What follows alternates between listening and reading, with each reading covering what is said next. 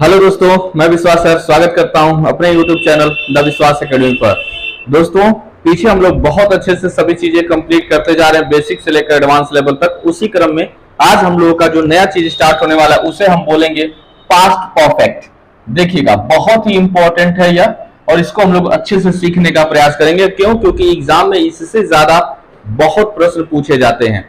ठीक है, तो आइए देखते हैं पहले पास्ट परफेक्ट का मतलब क्या होता है। जैसे देखिएगा, हमने क्या बताया था, अगर आपसे कोई पूछे ना कि पास्ट परफेक्ट का मतलब क्या होता है तो आप इसे सीधा क्या कहेंगे, पास्ट ऑफ द पास्ट।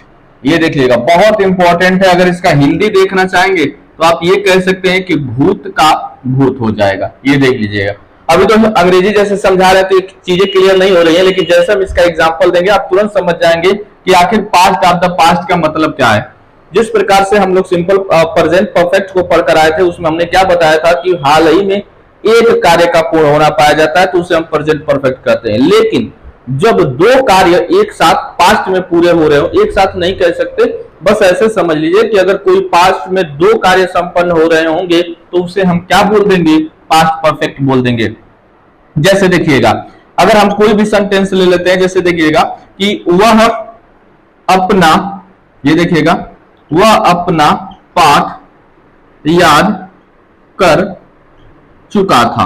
ये देख लीजिएगा, अगर ऐसे कई सेंटेंस दे दिया हो कि वह अपना पाठ याद कर चुका था, अगर मुझे समझाना होगा कि आखिर इसको हम पास्ट ऑफ द पास्ट कैसे कहेंगे, इसका मतलब ये हो जाएगा कि वह अपना पाठ याद कर चुका था। इसका मतलब कि एक कार्य, जैसे पाठ याद करने के बाद भी उसने कई से कार्य, बहुत सारे कार्य को क्या किया था, कंप्लीट कर लिया था, उसे ही हम क्या कह देते हैं, पास्ट परफेक्ट कह देते हैं। जैसे अगर मैं कह देता हूं कि वह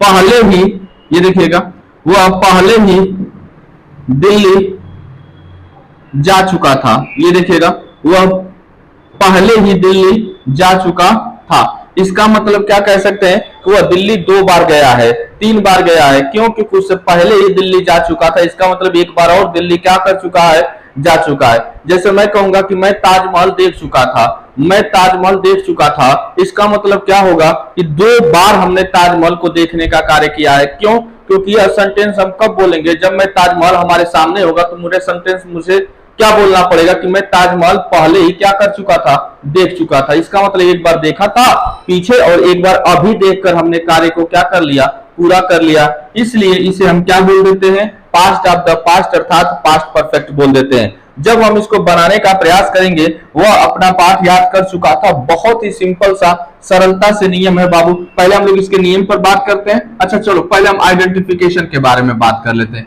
कि आखिर इसका पहचान क्या होता है। तो पहचान वही सिंपल सी बात है बाबू कि वाक्य के अंत में और क्रिया के साथ, देख लो क्या होता है, क्रिया के साथ हम क्या कह देंगे, चुका था, चुकी थी और चुके थे। तथा कभी कभी क्या होता है उच्चारण में, ये देखिएगा, आ था, ई थी और ए थे, ये आ जाएगा। ये देखिएगा, तो आ था, ई थी, ए थे हो जाएगा, तो उसे हम क्या कह देंगे, पास्ट परफेक्ट कह देंगे। ये तो हमारा हिंदी में पहचान हो गया। जैसे अभी मैं कह देता हूं ना कि वह पहले ही क्रिकेट खेल चुका था, इसका मतलब क्रिकेट खेलने के बाद भी उसने बहुत सारे कार्यों को कर चुका था। जैसे देखिएगा, अगर हम इसकी अंग्रेजी में पहचान के बारे में बात करें तो कुछ करने की जरूरत नहीं है आपको, बस केवल हैड दिख जाए और वर्ब की थर्ड फॉर्म दिख जाए तो इसे ही हम क्या कह देंगे, पास्ट परफेक्ट कह देंगे। याद रखने वाली क्या चीज है इसमें कि सबसे बहुत जो चीज है ना, ये है क्या कि हैड है। हैड के बाद हमें क्या दिखना चाहिए, वर्ब की थर्ड फॉर्म दिखनी चाहिए, तो पास्ट परफेक्ट होगा। केवल हैड दिख जाता है बाबू, उसमें बच्चे कंफ्यूज हो जाते हैं, हम उसी को समझाने का प्रयास कर रहे थे।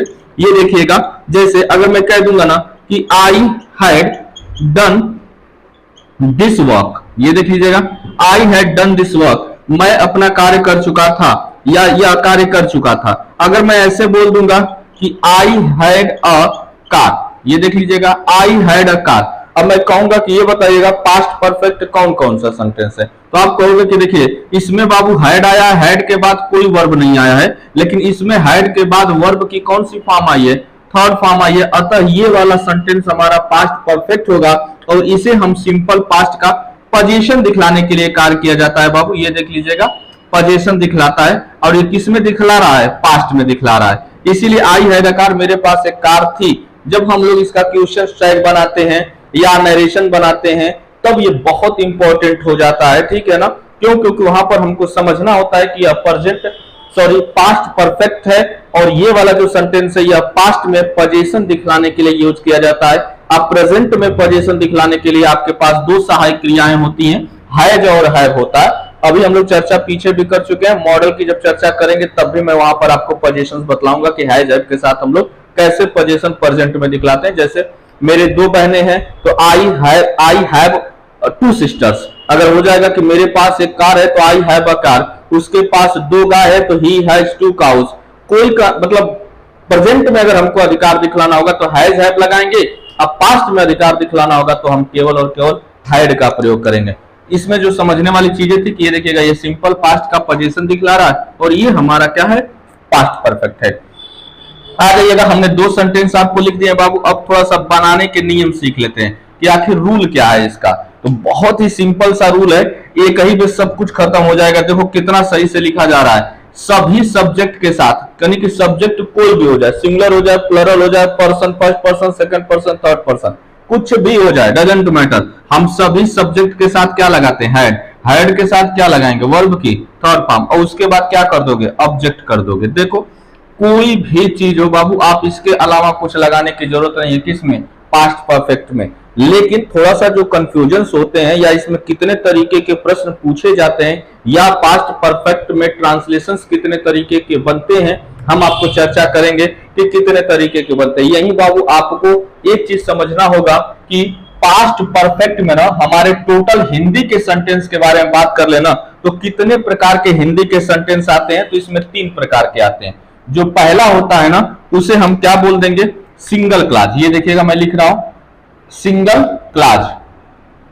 इसके बाद क्या हो जाएगा, डबल क्लॉज। ये देख लीजिएगा, सिंगल क्लॉज का मतलब यह होता है, क्योंकि अब बात आती है क्लॉज। अगर आपने पीछे की वीडियो नहीं देखी होंगे तो वहां जाकर देखिएगा, हमने क्लॉज को बहुत अच्छे से बतलाया बाबू कि जिसमें कम से कम एक सब्जेक्ट हो और एक वर्ब हो, उसे ही हम क्या कहते हैं, क्लॉज कहते हैं। एक सब्जेक्ट और एक वर्ब होना ही चाहिए तभी वह क्लॉज होगा, अन्यथा नहीं होगा। क्लॉज आपके कितने प्रकार के होते हैं, तो बेसिकली नॉर्मली तरीके से 2 प्रकार से बता दिया जाता है, प्रिंसिपल क्लॉज और सबऑर्डिनेट क्लॉज। लेकिन उसमें हमने एक और कोऑर्डिनेट क्लॉज के भी बारे में बात किया था, जो प्रीपोजिशन या जो सीधे सीधे कंजंक्शंस का काम कर 2 वाक्यों को जोड़ देता है। तो ये सारी चीजें बेसिक होती, क्यों, क्योंकि हमसे कहीं थ्योरी तो पूछा नहीं जाएगा कि भैया क्लॉज कौन होते हैं, मतलब कितने प्रकार के होते हैं, ये कुछ नहीं। बस ये इतना जानिएगा कि क्लॉज 2 सबऑर्डिनेट और प्रिंसिपल, सॉरी सबऑर्डिनेट क्लॉज होता है और एक प्रिंसिपल क्लॉज होता है, ठीक है, कोई दिक्कत नहीं है। आ जाइएगा, तो यहां देखिएगा एक क्लॉज वाले वाक्य आएगा और दूसरे क्या हो जाएंगे, डबल क्लॉज वाले वाक्य आ जाएंगे। और तीसरा जो होता है इसे हम क्या बोलते हैं कि कोई भी सेंटेंसेस हो बाबू, ठीक है ना, हम ये कह देंगे कि क्लॉज, जो कोऑर्डिनेट क्लॉज के बारे में बात किए थे तो यहां भी आ जाएगा कोऑर्डिनेट क्लॉज। ये देख लीजिएगा, सिंगल क्लॉज, डबल क्लॉज और कोऑर्डिनेट क्लॉज, यहां से यानी कि संबंधित वाक्य होता है, एक दूसरे से संबंधित वाक्य होते हैं, ठीक है ना। जैसे अगर हम बात करते हैं सिंगल क्लॉज वाले वाक्य में, तो देखिएगा वह पहले ही दिल्ली जा चुका था, तो हम बात करेंगे, देखिएगा एक सब्जेक्ट आपको दिखा और एक वर्ब आपको दिखा। इसका मतलब एक सब्जेक्ट और एक वर्ब है, तो इसे हम किसके अंतर्गत रखेंगे, सिंगल क्लॉज के अंतर्गत रखेंगे। चलिए एक सेंटेंस में इसके नीचे लिख देता हूं कि वही हम लोग का जो फेमस सेंटेंस है बाबू कि डॉक्टर के आने से पहले रोगी मर चुका था। ये देख लीजिएगा। अगर मैं ये पूछूंगा कि इसमें कौन सी क्लॉजेज है, तो आप कहोगे कि सर डबल क्लॉज है। कैसे डबल क्लॉज है, थोड़ा सा फाइंड करने की कोशिश करेगा। इसमें सब्जेक्ट कौन सा है, डॉक्टर है, और क्रिया क्या है बाबू, आना है। यहां देखिएगा इसमें सब्जेक्ट कौन सा है, रोगी है, क्रिया क्या है, मरना है। यानी एक सब्जेक्ट एक वर्ब, एक सब्जेक्ट एक वर्ब, अर्थात 2 सब्जेक्ट 2 वर्ब हुए कि नहीं हुए, तो इसे हम क्या बोल देंगे, डबल क्लॉज बोल देंगे। अब थोड़ा सा तीसरे वाले में बात कर लेते हैं, कोऑर्डिनेट, यानी एक दूसरे से संबंधित वाक्य हो जाता है। तो ऐसे सेंटेंस कहीं आपको दिखने के लिए मिल जाता है कि जब मैं स्टेशन पहुंचा, ये देखिएगा, जब मैं स्टेशन पहुंचा तो गाड़ी छूट, ये देखिएगा, गाड़ी छूट चुकी थी। कोई भी सेंटेंस आएगा बाबू, आप आसानी से चीजों को बना लेंगे। इसके अलावा हमारे पास्ट परफेक्ट में, इसके अलावा हमारे पास्ट परफेक्ट में कोई भी सेंटेंस नहीं आता है बाबू। सिंगल क्लास का वाक्य कौन सा है? वह पहले ही दिल्ली जा चुका था। दूसरा डबल क्लाज वाला वाक्य कौन सा है? डॉक्टर के आने से पहले रोगी मर चुका था। और कोऑर्डिनेट क्लाज वाले वाक्य कौन से हैं? तो जब मैं स्टेशन पहुंचा तो गाड़ी छूट चुकी थी। अगर यह तीनों क्लासेस के सेंटेंस बाबू अगर हम लोगों ने बनाना सीख लिया, क्या क्या इसमें फॉर्मेशंस होते हैं, इसके क्या क्या कॉन्सेप्ट होते हैं, अगर आपने सीख लिया बाबू, तो पास्ट परफेक्ट बेसिक से लेकर एडवांस लेवल तक जितना भी हो सकता है आप सब आसानी से चीजें क्या करेंगे, सीख लेंगे। और एग्जाम में आप जानते होंगे कि इसी से बहुत ज्यादा क्वेश्चंस पूछे जाते हैं। हम लोग क्या करेंगे कि पहले तो इसके बेसिक कॉन्सेप्ट को समझेंगे, उसके बाद जो इस टेंस में एक्सेप्शन आते हैं ना, उसको भी हम लोग बहुत अच्छे से सीखेंगे, क्योंकि जाहिर सी बात है कि एग्जाम है तो एग्जाम में आपके एक्सेप्शन से ज्यादा प्रश्न पूछे जाते हैं, तो उसको भी हम लोग देखेंगे। फिलहाल अभी क्या समझना था हमें? पास्ट परफेक्ट देखना था, single class, double class, coordinate class, इसकी आइडेंटिफिकेशंस के बारे में बात कर लिया। हिंदी में पहचान होता है कि क्रिया के साथ चुका था, चुकी थी, चुके थे तथा कभी कभी उच्चारण के साथ आता, इथी, एथे आ जाते हैं। अंग्रेजी में पहचान क्या होता है कि हैड प्लस वर्ब का थर्ड फॉर्म। लेकिन बच्चे कंफ्यूज हो जाते हैं कि नहीं, जहां हैड दिखा तो उनको तुरंत लगता है कि पास्ट परफेक्ट है, तो ऐसा नहीं है, क्योंकि हमने दो एग्जांपल यहां पर कराए हैं कि ऊपर वाला देखिएगा कि हैड के साथ अगर वर्ब की थर्ड फॉर्म आती है तभी वो पास्ट परफेक्ट होता है, अन्यथा पास्ट परफेक्ट नहीं होगा, ये वर्ब की सेकंड फॉर्म मानी जाती है या है भी, इसलिए सिंपल पास्ट में पोजीशन दिखलाने के लिए इसका यूज किया जाता है। तो जरूरी नहीं है कि जहां कहीं भी हेड दिख जाए तो आप तुरंत कह दो कि ये पास्ट परफेक्ट है। अब आ जाते हैं कि सिंगल क्लास में आपने देखा कि एक वो अपना पार्ट याद कर चुका था, वह क्या है? सब्जेक्ट है। याद करना क्या है? वर्ब है। एक सब्जेक्ट एक वर्ब, अर्थात सिंगल क्लास। याद देखिएगा, जैसे यही होगा कि घंटी बजाने से पहले चपरासी घर चला गया था, इसका मतलब उसमें भी दो क्लाजेज हो जाएंगे, तो वो क्या हो जाएगा? डबल क्लाजेज हो जाएगा। सोने से पहले वो अपना होमवर्क पूरा कर चुका था, वो भी कौन सा हो जाएगा? डबल क्लाज वाला वाक्य होगा। जब मैं पहुंचा, जब मैं स्टेशन पहुंचा, जब मैं स्कूल पहुंचा तो प्रधानाचार्य उपस्थित नहीं थे। ऐसे सारे सेंटेंसेस किस में आ जाते हैं? कोऑर्डिनेट क्लास में आ जाते हैं। अगर ये तीन टाइप्स के सेंटेंसेस को हम लोग बनाना सीख गए, इसका मतलब हमारा पास्ट परफेक्ट क्या हो जाएगा? पूरी तरीके से कंप्लीट हो जाएगा। आइए थोड़ा सा, चूंकि अभी बनाए हैं तो इन तीनों को बनाकर एक बार दिखा देते हैं, उसके बाद हम लोग सिंगल क्लास पर चलेंगे, डबल क्लास चलेंगे, कोऑर्डिनेट क्लास चलेंगे। अगर तीनों खत्म कर लिया जाएगा बहुत ही आसानी से। चलिएगा थोड़ा सा हम लोग पहले सेंटेंस को बनाने का प्रयास करते हैं। बाबू लिखा है कि वो अपना पाठ याद कर चुका था, मैं ऊपर ही बना देता हूं। तो सबसे पहले क्या रखोगे? सब्जेक्ट रखोगे। सब्जेक्ट हमने क्या रखा? ही रखा। ही के बाद कोई भी सब्जेक्ट हो हमें क्या करना होगा? हैड रखना होगा। चलिएगा, याद करना की अंग्रेजी क्या होती है? लर्न होता है। और आप जानते हुए कि हैड के साथ वर्ब की थर्ड फॉर्म हो जाएगी, तो ही हैड लर्न। अब बताइएगा अपना पाठ, तो ही के साथ अपना अपनी की अंग्रेजी क्या होता है? हिज होता है। तो यहाँ क्या कर देंगे? हिज लेशन कर देंगे। देखिएगा कितना आसान था, बन गया कि नहीं? अगर आपको इसी का छव बनाना होगा सेंटेंस, आपको याद होगा टाइप फर्स्ट में एक वाक्य को 6 प्रकार से बनाया जाता है। तो वो अपना पाठ याद कर चुका था, नहीं कर चुका था, तो he had not learn his lesson, had he learn his lesson. फिर उसके बाद had he not learn his lesson, why had he learn his lesson and why had he not learn his lesson हो जाएगा। 6 प्रकार से आप इस वाक्य को भी क्या कर सकते हैं? बना सकते हैं। आइए दूसरा का भी बनाकर देख लेते हैं हम लोग। कुछ करने की जरूरत नहीं है बाबू, तुरंत क्या करोगे? ही करोगे। कोई भी सब्जेक्ट हो आप क्या लगाओगे? हैड लगाओगे। ही हैड, उसके बाद वर्ब की third form go went gone होता है, तो यहाँ क्या कर दोगे? गॉन कर दोगे। तो ही हैड गॉन, कहां जाने की बात कर रहा है बाबू? दिल्ली बात कर रहा है, तो he had gone to Delhi. ये देखिएगा कितना आसान हो गया। अब बात आ गई थी पहले ही, याद है कि नहीं? सेंटेंस हमने आपको पढ़ाया था कि पहले ही की 2 मीनिंग होती है, ऑलरेडी और बिफोर होता है। ऑलरेडी का प्रयोग मेन वर्ब से ठीक पहले, लेकिन केवल पॉजिटिव में। अगर हमको ऑलरेडी लगाना होगा तो यहाँ गॉन से पहले लगा देंगे, तब भी हमारा सही हो जाएगा। और नहीं तो क्या करना होगा कि वाक्य के अंत में आप क्या लगा दीजिए? बिफोर लगा दीजिए, तब भी आपका वाक्य क्या हो जाएगा? सही हो जाएगा। दोनों तरीके से आप चाहेंगे तो वाक्य को सही कर सकते हैं। पहले और पहले ही की 2 मीनिंग, ऑलरेडी और बिफोर। ऑलरेडी का प्रयोग पॉजिटिव में मेन वर्ब से ठीक पहले, बिफोर का प्रयोग सभी प्रकार के वाक्यों के अंत में किया जाता है। मैं बार बार ये चीजें बता चुका हूं।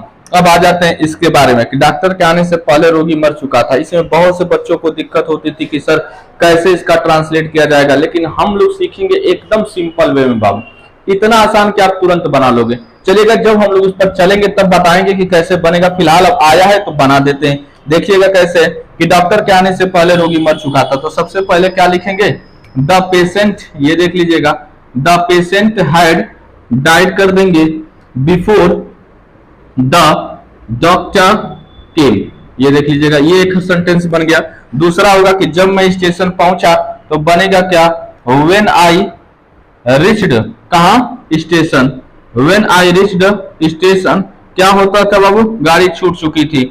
Station, the train, the train, the train had left हो जाएगा। ये देखिएगा, when I reached the station the train had left, यानी कि जब मैं स्टेशन पहुंचा गाड़ी छूट चुकी थी। अभी बिल्कुल घबराने की बात नहीं कि हमने कैसे ये सभी चीजों को क्या किया है, ट्रांसलेट कर दिया है। अभी हम लोग सिंगल क्लास पर चलेंगे, डबल क्लास पर चलेंगे, फिर कोऑर्डिनेट क्लास पर चलेंगे ना, तो इसको हम बताएंगे अच्छे से कि कैसे आप इसको आसानी से, कहीं हिंदी लिखा हो तो आप उसको ट्रांसलेट कर सकते हो, और कहीं अंग्रेजी लिखा हो तो आप उसको हिंदी में ट्रांसलेट कर सकते हो। क्यों? क्योंकि without the sense of meaning, कोई भी चीज, the sense of sentences, you can not make the sentence properly. इसीलिए जब अनसीन पैसेज आता है बाबू, तो आप उसमें देखोगे कि जब तक हम उसका प्रॉपरली अर्थ नहीं निकाल पाएंगे तब तक हम उसका उत्तर नहीं दे सकते। इसीलिए जरूरी हो जाता है कि हमें चीजों को क्या आना चाहिए, ट्रांसलेट करना चाहिए, हिंदी से अंग्रेजी और अंग्रेजी से हिंदी में।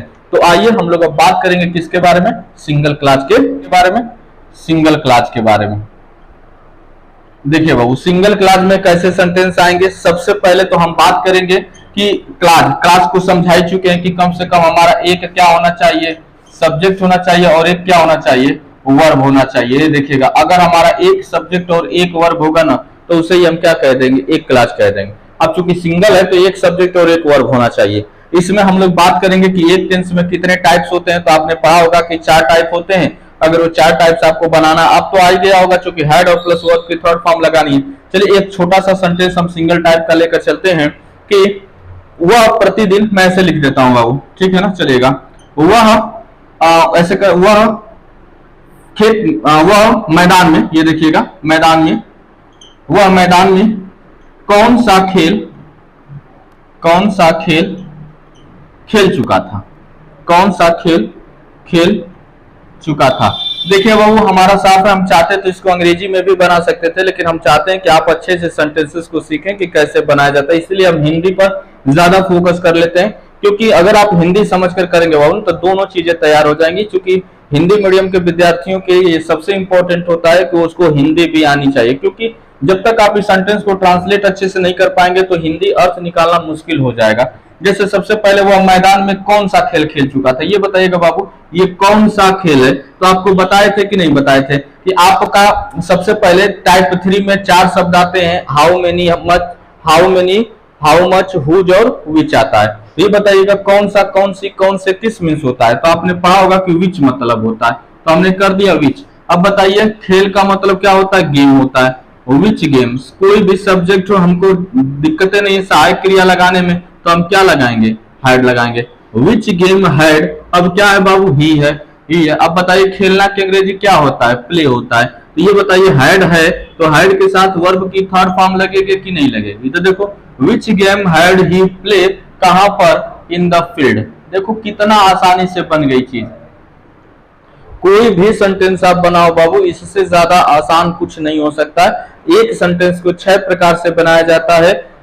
एक वाक्य को हम 4 टाइप्स में बांटते हैं। उसके बाद टाइप फर्स्ट में 6 तरीके से, टाइप 2 में नेवर आता है, नेवर का मतलब कभी नहीं, कभी नहीं वाले वाक्य को 3 प्रकार से, टाइप 3 में 4 शब्द आते हैं, how many, how much, whose और विच, और टाइप 4 का मतलब हु होता है, और हु वाले वाक्य को 2 प्रकार से बनाया जाता है। ये सब हम क्या कर चुके हैं, आपको पढ़ा चुके हैं। आइए सिंगल टाइप्स के जो सिंगल क्लास वाले में जो सबसे इंपॉर्टेंट क्वेश्चंस पूछे जाते हैं उसके बारे में बात करते हैं।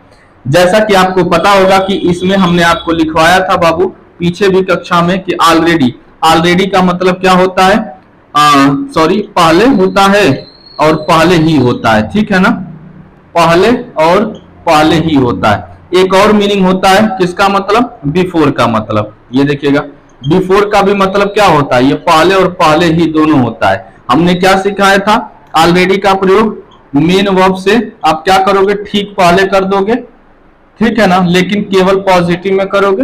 बिफोर का प्रयोग हम क्या करेंगे, सभी प्रकार के वाक्यों के, सभी प्रकार के वाक्यों के अंत में करोगे। ये देख लीजिएगा, ये भी हमने बता चुका था, ये पहला है बाबू इसका। जैसे अगर कोई सेंटेंस आ जाएगा, हमने लिखा क्या, India had on the match, on the match. कब? अगर बिफोर लगाना होगा तो यहां पर हम क्या कर देंगे, बिफोर लगा देंगे। अगर हमको ऑलरेडी लगाना होता तो ऑन से पहले लगा देते कि India had already on the match. ये दोनों सेंटेंस आप आसानी से क्या कर सकते हो, बना सकते हो। आइए हम लोग दूसरे के बारे में बात करते हैं। इसमें होता है बाबू टिल और बाई। ये देखिएगा टिल और बाई, इसकी अंग्रेजी क्या, हिंदी क्या होता है, तक होता है। देखिएगा हम इसके बारे में बात करते हैं, एक सेंटेंस लिख देते हैं, ठीक है ना, कि राधा, मैं हिंदी में लिख रहा हूं, राधा 7 बजे तक, राधा 7 बजे तक खाना बना चुकी थी। ये देखिएगा राधा 7 बजे तक खाना बना चुकी थी। तो टिल और बाई का मतलब क्या होता है, तक होता है। इसका प्रयोग मैं लिख भी देता हूं, आपको आसानी हो जाएगा। इसका प्रयोग हम क्या करते हैं, वाक्य के अंत में लेकिन समय से पूर्व किया जाता है। बहुत ही आसान नियम बताएंगे बाबू, ठीक है ना। अगर आप थोड़ा सा फोकस करेंगे तो चीजें समझ में आ जाएंगी। टिल और बाई का मतलब अगर आपसे कोई पूछे तो क्या होता है, तक होता है। इसका प्रयोग हम वाक्य के अंत में करेंगे लेकिन समय से पहले करेंगे। जैसे राधा 7 बजे तक आया बाबू, तो वाक्य के अंत में ये लगेगा, समय से पहले लगेगा। तो देखिएगा सबसे पहले हम क्या कर देंगे, राधा, ये देखिएगा राधा अब बना चुकी थी तो उसी के साथ है, खाना बनाने की अंग्रेजी क्या हो जाती है, कुक्ड होता है। तो राधा हैड कुक्ड, क्या बना चुकी थी, फूड बना चुकी थी। कब तक, टिल भी लगा सकते हैं और बाई भी लगा सकते हैं, 7 o'clock। देखिएगा कितना आसान हो गया। तो चीजों को देखिएगा हम बार बार सीधे जब इसका प्रैक्टिस करेंगे, कॉमन एरर के क्वेश्चंस करेंगे, तो वहां आपको ये बार बार चीजें देखने को मिलेगी। हम लोग पहले के बारे में बात किए तो ऑलरेडी और बिफोर आया है, इसका नियम हमने यहाँ पर दोनों को मेंशन कर दिया है। ये टिल और बाई की अंग्रेजी क्या होती है, तक होता है हिंदी, वाक्य के अंत में लगाते हैं और समय से पहले इसका लगाते हैं। देखो ये समय से पहले लगाया और वाक्य के अंत में लगाया। ये बताइएगा क्या हम ये उम्मीद करें कि आपको टाइप ऑफ सिंगल क्लास के जितने भी वाक्य हो सकते हैं वो सभी के सभी हमने आपको क्या कर दिया, बता दिया। हाँ, आपको जो याद रखने वाली चीज होती है कि टाइप्स कितने होते हैं एक वाक्य टेंस में, तो आपने पढ़ा होगा कि 1, 2, 3 और 4 टाइप होता है। इसमें एक वाक्य को 6 प्रकार से बनाया जाता है। जैसे इसी को देख लीजिएगा कि राधा 7 बजे तक खाना बना चुकी थी। हम इसको कितने प्रकार से बना सकते हैं, 6 प्रकार से। देखो, Radha had cooked food till 7 o'clock, Radha had not cooked कर देंगे, हैड राधा कुक्ड कर देंगे, हैड राधा नॉट कुक्ड कर देंगे, why had Radha cooked and why had Radha not cooked कर देंगे। इस तरह हम देखेंगे कि 6 प्रकार से सेंटेंस को क्या कर सकते हैं, बना सकते हैं। अगर आप बात करोगे दूसरे सेंटेंस के बारे में तो टाइप 2 का मतलब क्या होता है, नेवर होता है। हम बार बार रिवीजन करेंगे बाबू, क्यों, क्योंकि टेंस ही क्या है, आपका बेस है। अगर ये कंप्लीट हो जाएगा ना तो इसका मतलब आपको आधे से अधिक अंग्रेजी क्या हो चुकी है, आ चुकी है। जैसे देखिएगा, अगर मैं कह दूंगा कि उसने खाना कभी नहीं खाया था, देखो कोई भी सेंटेंस ले लीजिएगा, मैं यहां पर लिखकर समझाने के प्रयास करता हूं कि उसने खाना कभी नहीं खाया था। ये देखिएगा खाया था, आ था, ई थी, ए थे आया कि नहीं आया, इसका मतलब पास्ट परफेक्ट है। इसमें आप नोटिस क्या कर रहे होगे, कभी नहीं। कभी नहीं वाले वाक्य को कितने प्रकार से, 3 प्रकार से बनाया जा सकता है। तो सबसे पहले हम हिंदी देख लेते हैं। उसने खाना कभी नहीं खाया था, क्या उसने खाना कभी नहीं खाया था, उसने खाना क्यों कभी नहीं खाया था। देखो 3 बन गया कि नहीं बन गया। अब कुछ करने की जरूरत नहीं, बस याद रखिएगा कि नेवर को मेन वर्ब से ठीक पहले आपको रख देना है। जैसे अगर हमको नेवर रखना होगा, इसी सेंटेंस को मैं ट्रांसलेट आगे कर देता हूं। देखिएगा हम सीधे कर दें उसने खाना कभी नहीं खाया था, इसका मतलब उसने खाना खाया था। तो क्या हो जाएगा, ही हैड ईटेन, ये देखिएगा food, he had eaten food. Eaten की जगह पर हम चाहें तो टेकन भी लगा देंगे, मॉडर्न अंग्रेजी में टेक फूड होता है, ठीक है ना। अब बताइएगा नेवर हमको लगाना होगा तो कहां लगाएंगे, इन्हीं दोनों से पहले नेवर को प्रयोग कर दो। अब देखो जैसे ही नेवर लगा दिए तो he had never eaten food, he had never taken food भी कर सकते हो, कोई दिक्कत की बात नहीं। अगर इसी को हमको क्या से बनाना होगा तो इसको हम हैड को आगे कर देंगे, had he never cooked food, sorry eaten food, फिर why had he never eaten food कर देंगे। देखो ये भी हो गया। तीसरा टाइप हमने आपको सिखाई दिया, ये देख लो, how many, how much, whose और विच वाला। उसके बाद जैसे हो जाएगा कि आपको अंग्रेजी कौन पढ़ा चुका था, देख लो। चौथा टाइप भी मैं बताकर सिखा देता हूं आपको, मैं यहां लिख देता हूं। देखो, आपको अंग्रेजी कौन पढ़ा चुका था। यही बार बार सेंटेंस आते हैं, अगर आप थोड़ा सा फोकस करेंगे बाबू ना तो चीजें आसान हो जाएंगी आपके लिए। आपको अंग्रेजी कौन पढ़ा चुका था, तो तुरंत कह देंगे भैया कौन के साथ कौन सा नियम आता है, 3 नियम आते हैं, हु सब्जेक्ट होता है, हु सिंगुलर होता है, हु के साथ असर्टिव का नियम लागू करते हैं। चलो देख लो, तो हु सब्जेक्ट हो गया बाबू, अब सब्जेक्ट सिंगुलर है चाहे प्लरल है, आपको क्या लगाना है, हैड लगाना है। हु हैड पढ़ाना की अंग्रेजी क्या हो जाएगी, थर्ड फॉर्म टॉट हो जाएगा, तो हु हैड टॉट किसको, आपको, क्या, अंग्रेजी। देखो कितना आसान हो गया, who had taught you English, अगर निगेटिव बनाना होता तो who had not taught you English हो जाता। देख लो, अगर आप ये चारों टाइप्स बाबू, इसमें देख लो 2 तरीके से बनाया जाता है, इसमें 3 शब्द आते हैं, 4 शब्द आते हैं, चारों का पॉजिटिव और 4 का निगेटिव, टोटल 8 हो जाते हैं, ये 2 हो जाता है। अगर आप काउंट करोगे ना तो 19 सेंटेंस आते हैं, इसके अलावा कोई सेंटेंस बनाया ही नहीं जा सकता। क्लियर हुआ कि नहीं हुआ, तो देखिएगा ये हमारा पूरा का पूरा हमारा सिंगल क्लॉज वाले वाक्य को क्या कर चुके हैं, कंप्लीट कर चुके हैं। अब हमको पढ़ना है डबल क्लॉज वाले वाक्य को, तो आइए देखते हैं। देखिएगा डबल क्लॉज बहुत ही इंपॉर्टेंट है बाबू, हम इसको एक ही बार में सीखने का प्रयास करेंगे, 2 वाक्य लिखेंगे और आपको समझाने का। चूंकि देखो ऑफलाइन क्लासेस तो है नहीं कि मैं बहुत ज्यादा इस पर बाबू प्रैक्टिस करा सकता हूं, हाँ जब कॉमन एरर के क्वेश्चंस करेंगे उसमें आपको लॉट्स ऑफ क्वेश्चंस देखेंगे कि जो इस पर डबल क्लॉज वाले वाक्य पर क्या होंगे, बेस्ड होंगे, तो घबराने की बात नहीं। फिलहाल हम लोग डबल क्लॉज वाले वाक्य को समझते हैं कि आखिर बनाया कैसे जाता है। मैं 2 हिंदी के वाक्य लिख रहा हूं बाबू, इसको ध्यान से सुनिएगा। पहला हिंदी वाक्य रहेगा यही कि घंटी बजाने के बाद, बजाने से पहले, पहले कर लेता हूं, बजाने से पहले चपरासी घर चला गया था, पहला सेंटेंस। दूसरा हम इसी में लिखेंगे बाबू, ठीक है ना, देखिएगा खाना बनाने के बाद सीता घर, सीता खाना बनाने के बाद सीता स्कूल चली गई थी। 2 वाक्य हमने हिंदी के ट्रांसलेशन, देखो वो पूरे यूट्यूब पर कोई हिंदी में ट्रांसलेशन आपको पढ़ाता नहीं है, ठीक है ना। हम मैं भी ये भी जानता हूं कि अंग्रेजी ग्रामर में आपका कहीं भी पूरे एग्जाम में हिंदी से कोई लेना देना नहीं होता है, लेकिन हमने क्या बताया था कि हमें अंग्रेजी नहीं आती है, इसीलिए बाबू हम लोग हिंदी का सहारा लेते हैं। देखो अंग्रेजी सिखाते तो बिल्कुल आसानी से कर लेते, लेकिन ये थोड़ा सा हिंदी लिखने से उसमें क्या कर सकते हैं ना कि जान आ जाएगा, आपको भी लगेगा कि हाँ भाई हमें ट्रांसलेशन कहीं हिंदी कोई बोल रहा है चाहे कहीं कुछ लिखा है तो हम उसका ट्रांसलेट कर पा रहे हैं। हमारा मेन फोकस उसी पर है कि आपको हिंदी और अंग्रेजी में कोई दिक्कत होने नहीं चाहिए अगर आप ये चीजें अच्छे से पढ़ रहे हैं तो। हमने 2 सेंटेंस बाबू लिखा हुआ है आपके लिए, इसमें समझने वाली बात क्या है कि एक में देख रहे होंगे कि पहले शब्द और बाद में शब्द, अब यहीं से हम फोकस करना चाहते हैं आपके पूरे कॉन्सेप्ट पर। डबल क्लॉज वाले वाक्य में आप हमेशा नोटिस करेंगे कि पहले दिखेगा, पहले ही दिखेगा, ठीक है ना, बाद दिखेगा और पश्चात दिखेगा। ये देख लीजिएगा पश्चात शब्दों का प्रयोग होता है, पहले ये चीजें जानिएगा। यानी जब भी ये पहले, अब पहले ही, अब बाद और पश्चात आपको दिखेंगे तो कहां दिखेंगे, हिंदी वाले वाक्य में दिखेंगे, अंग्रेजी में तो दिखेगा नहीं। अंग्रेजी में अगर आपको दिखेगा तो पहले और पहले ही की अंग्रेजी, यहां से दिखेगा, मैं नोटिस कर रहा हूं पहले और पहले ही की अंग्रेजी क्या होती है, बिफोर होता है, ये देख लीजिएगा। अगर हम बात करते हैं कि बाद और पश्चात की अंग्रेजी क्या होती है तो आपने नोटिस किया होगा कि इसकी अंग्रेजी क्या होती है, आफ्टर होता है। अर्थात डबल वाले क्लास में हमें क्या क्या देखने को मिलेगा, बिफोर देखने को मिलेगा और कौन सा देखने को, आफ्टर देखने को मिलेगा। हिंदी मीनिंग आपको समझ में आ गई है। देखिएगा बाबू बच्चे क्या करते हैं कि गलती कहां पर होती है कि इसमें देखते हैं कि सर प्रिंसिपल क्लास कौन सा है और सबऑर्डिनेट क्लास कौन सा है, तो ये आपको सीखने की जरूरत है। देखो बाबू जो स्वतंत्र होता है उसे प्रिंसिपल और जो आश्रित होता है उसे सबऑर्डिनेट क्लास कहते हैं, ये कोई पूछने वाला नहीं है।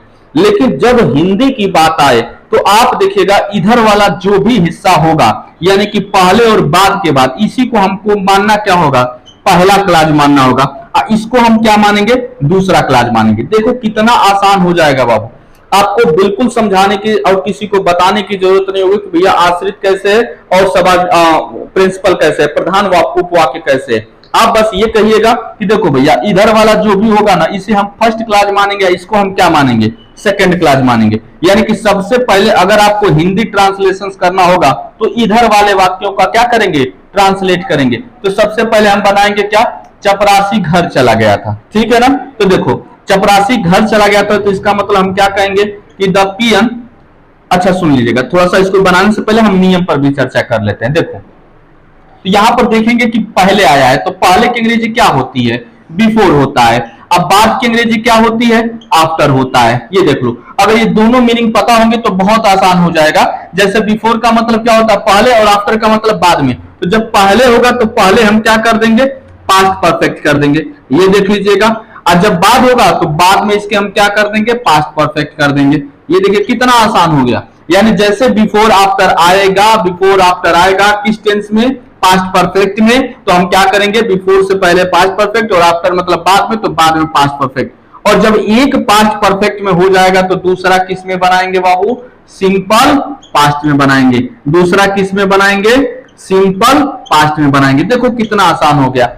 लेकिन अभी हमको बनाने में थोड़ी सी समस्या ये होगी कि सर पहले कौन पर रखेंगे और उसको बाद में कौन रखेंगे। तो एकदम नियम आसान है बाबू। देखो पहले अब बाद में आया ना, तो इधर वाला जो भी होगा हमारा क्या होगा, पहला क्लास, और इधर वाला क्या होगा, दूसरा क्लास। इधर वाला पहला, इधर वाला दूसरा। तो ये बताइएगा सबसे पहले क्लास को रखेंगे कि नहीं रखेंगे, बिल्कुल रखेंगे। पहले शब्द आया तो चपरासी घर चला गया था, पहले आया है तो सबसे पहले पास्ट परफेक्ट में बनाएंगे कि चपरासी घर चला गया था। देखो ट्रांसलेट करते हैं, द पियन क्या करेंगे बाबू, पास्ट परफेक्ट लगाएंगे तो हैड गॉन, ये देखिएगा गॉन टू होम। अब आ गया बाबू, थोड़ा सा रोककर हम यहीं पर नियम की चर्चा कर देते हैं कि कहीं भी पूरी अंग्रेजी ग्रामर में बाबू दो शब्द होता है, कौन सा, पहला हमने क्या लिखा होम और दूसरा क्या लिखा एब्रॉड। ये देखिएगा होम और एब्रॉड के पहले किसी भी स्थिति में हम टू का प्रयोग क्या करते हैं, नहीं करते हैं। क्या बोला हमने, होम और एब्रॉड के पहले टू का प्रयोग नहीं होता है, तो यहाँ टू क्या होगा, नहीं लगेगा।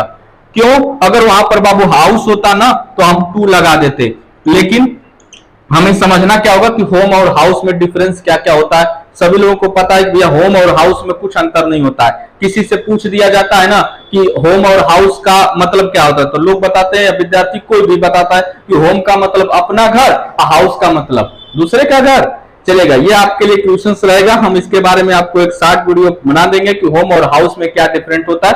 तब तक के लिए आप इस पर सोचते रहिएगा कि होम का मतलब क्या होता है और हाउस का मतलब क्या होता है। और मैं आपको बता दूं कि होम का मतलब अपना घर नहीं होता है और नहीं हाउस का मतलब दूसरे का घर होता है। इसके अलावा कुछ आंसर है, उस पर आप काम करिएगा। फिलहाल हमें क्या सीखना है कि होम और हाउस के होम और एब्रॉड के पहले हम टू का प्रयोग नहीं करते हैं। तो the peon had gone home, home, फिर उसके बाद क्या होगा बाबू, बिफोर की आफ्टर, तो आप कहोगे कि सर बिफोर लगेगा। अब बिफोर के बाद सिंपल पास्ट, और सिंपल पास्ट में क्या लगेगा, घंटी बजाने से पहले। अब यहाँ पर विद्यार्थी गलती करते हैं बाबू, ये देखिएगा, ये हमारा एक सब्जेक्ट और एक वर्ब आया कि नहीं आया, इसका मतलब क्लास हुआ कि नहीं हुआ। इसके बाद भी इधर क्लास होगा तो हमको एक सब्जेक्ट लाना पड़ेगा कि नहीं। एक बार पियन आ गया तो क्या दोबारा पियन लगाएंगे, नहीं, उसके लिए ही। बताइएगा घंटी बजाया कौन, चपरासी, ये तो बजाया है ना, तो चपरासी के लिए कौन सा प्रोनाउन यूज होगा, ही होगा। और उसके बाद सेकंड फॉर्म क्या होगा, रिंग का सेकंड फॉर्म क्या होता है, रैंग होता है, और उसके बाद द बेल कर देंगे। देखो कितना आसान हो गया। जब बनाएंगे तो the peon had gone home before he rang the bell बन जाएगा। चलो आ जाओ दूसरा बनाने का प्रयास करते हैं। खाना बनाने के बाद, बाद आया, इसका मतलब सीता स्कूल चली गई थी, यही हमारा पहला क्लास है। तो बनाएंगे क्या, सीता स्कूल चली गई थी, तो क्या करेंगे बाबू, went, Sita went to school. ये देखिएगा Sita went to school, Sita school चली गई थी, कब, आफ्टर, क्या करने के बाद बाबू, खाना बनाने के बाद। तो आफ्टर सी कुकड, ये देखिएगा आफ्टर सी, अच्छा ये देखिएगा ये ऑवेंट हो गया सिंपल पास्ट, तो आगे क्या लगेगा, हैड लगेगा कि नहीं लगेगा, बिल्कुल लगेगा। तो हैड कुकड फूड होगा। एक नियम आर्टिकल का याद रख लीजिएगा बाबू कि क्या करते हैं कि इसमें कि मटेरियल नाउन के पहले हम आर्टिकल द का प्रयोग नहीं किया जाता है, तो फूड के पहले हम द का प्रयोग नहीं करेंगे। तो देखो बन गया कि नहीं बन गया। लेकिन थोड़ा सा फोकस करिएगा कि अगर मैं बात करूं बाबू कि ये जो दोनों स्ट्रक्चर्स दिए हैं डबल क्लॉज वाले वाक्य, क्या इसका निगेटिव इंट्रोगेटिव बनेगा, तो आप कहोगे कि सर बिल्कुल बनेगा। इसमें भी तो टाइप 4 आ सकते हैं कि नहीं, इसमें भी कभी नहीं शब्द आ सकता है, इसमें भी कौन सा, कौन सी, कौन से आ सकता है शब्द, इसमें भी कौन बस केवल शब्द आ सकता है। तो अगर ये सारे शब्द आ जाएंगे तब हम कैसे बनाएंगे, तो एक नियम मैं बता देता हूं बाबू, मैं यहां लिखने का प्रयास करता हूं, इसी से समझ लीजिएगा कि जब भी हमें निगेटिव बनाना होगा, ये देखिएगा निगेटिव या इंट्रोगेटिव बनाना होगा, तो निगेटिव बनाना हो चाहे इंट्रोगेटिव बनाना हो, केवल पहले क्लास का बनता है बाबू। पहला क्लास मतलब हिंदी में ये वाले और अंग्रेजी में ये वाले। अगर हमको इंट्रोगेटिव बनाना होगा चाहे निगेटिव बनाना होगा तो हम किसका बनाएंगे, केवल पहले वाले का बनाएंगे। जैसे द पियन हैड नॉट कर देंगे, had the peon gone home, फिर यहां से करेंगे तो did Sita, when did Sita go to school, चूंकि डिड लग जाएगा तो वर्ब की क्या करोगे, फर्स्ट फॉर्म लगाओगे। जैसे हिंदी देखो, क्या खाना बनाने के बाद सीता स्कूल चली गई थी, क्या खाना बनाने के बाद सीता स्कूल नहीं गई थी, खाना बनाने के बाद सीता स्कूल क्यों चली गई थी। कोई भी सेंटेंस आएगा बाबू, हमें केवल पहले क्लास का ही निगेटिव और इंट्रोगेटिव क्या होता है, बनाना होता है, दूसरे क्लास से कोई लेना देना नहीं होता है। जब हम लोग नरेशन पढ़ेंगे तो वहां भी बताएंगे कि कभी भी सेकंड क्लास आपका इंट्रोगेटिव नेचर का नहीं हो सकता है। बहुत ही आसान नियम है, घबराने की बात नहीं है, जितनी मैं बता रहा हूं उतना आप पहले तैयार करिए। बाकी हम लोग डेली मिल रहे हैं, डेली नए नए आपको वीडियोस आईसी से रिलेटेड मिलेंगे। अंग्रेजी में पूरी आपको सिखाकर छोड़ूंगा बाबू। बस आपसे पर्सनली रिक्वेस्ट है कि अगर आपको वीडियो पसंद आ रहा हो तो आप इसे लाइक करें और चैनल को सब्सक्राइब करिए और अपने दोस्तों के साथ शेयर जरूर करिए बाबू। जैसे देख लो ये दोनों को दोनों कंप्लीट हो गए, ये नियम याद रखिएगा। तीसरा टाइप में एक वाक्य आता है जो हमने बताया था कोऑर्डिनेट क्लॉज वाला, एक दूसरे से संबंधित वाक्य। जैसे इसी में आता है कि जब मैं स्कूल पहुंचा तो अध्यापक, ये देखिएगा अध्यापक होमवर्क करा चुके थे, ये देख लीजिएगा होमवर्क करा चुके थे। ऐसे सेंटेंस होता है बाबू कोऑर्डिनेट। इसमें ना देख रहे हो ना कि ना बिफोर है ना आफ्टर है, तो इसको कैसे बनाया जाता है एकदम सिंपल तरीके से आपको सिखा देता हूं। बनेगा क्या, when I reached school, when I reached school. देखो बाबू एक सिंपल पास्ट में बन गया कि नहीं, तो दूसरा किस में बनेगा, पास्ट परफेक्ट में बनेगा। तो क्या कर देंगे, the teacher had completed his homework, ये देख लीजिएगा। कोई दिक्कत नहीं, मैं ओरली बोल दे रहा हूं, हो सकता है कि आपको ना दिखे, लेकिन अगर आप सेंटेंस देखेंगे तो सीधे हो जाएगा कि अगर एक सिंपल पास्ट में बनेगा तो दूसरा किस में बन जाएगा, पास्ट परफेक्ट में बन जाएगा। पास्ट परफेक्ट में बाबू तीन तरीके के वाक्य आते थे, सिंगल क्लॉज, डबल क्लॉज और कोऑर्डिनेट क्लॉज, एक दूसरे से संबंधित वाक्य। तीनों वाक्य को हम लोगों ने अभी एक एक एग्जाम्पल देकर समझने का प्रयास किया है बाबू। एग्जाम में जब कॉमन एरर कराएंगे आपसे प्रैक्टिस सेट में, तो वहां आपको बहुत सारे सेंटेंस देखने को मिलेंगे। तो मैं उम्मीद करता हूं कि आपको पास्ट परफेक्ट भी बहुत अच्छे से समझ में आया होगा। मिलते हैं बाबू, अभी के लिए इतना ही, मिलते हैं नेक्स्ट वीडियो में। धन्यवाद।